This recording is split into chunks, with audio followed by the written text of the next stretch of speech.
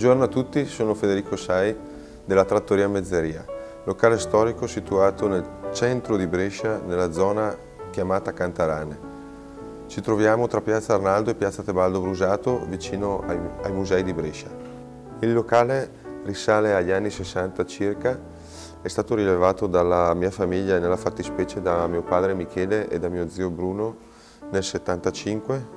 Locale, diciamo che negli ultimi 20 anni abbiamo cercato di mantenere simile, ci siamo mantenuti su un arredamento sobrio e comunque rustico, dove si può notare la presenza di quadri di un artista bresciano caro amico di famiglia, Bergomi, scomparso ormai da qualche anno e che noi vogliamo sempre ricordare. Un nostro cliente che viene ormai da più di 20 anni sa che lo stesso piatto che mangiava la prima volta che è entrato in questo locale lo mangia ancora oggi.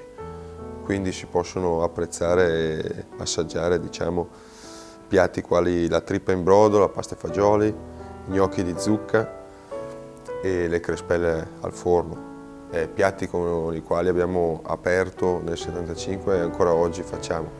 Oppure tra i secondi arrosti come il coniglio al capretto, interiora di capretto, cervella, le nostre scaloppine e la carne ai ferri, come può essere il manzo o il cavallo.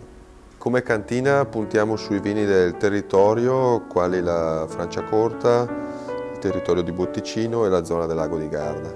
Mentre invece per quanto riguarda i dolci fatti in casa, apprezzano tutti la nostra crema al mascarpone, il creme caramel e poi l'assortimento di torte.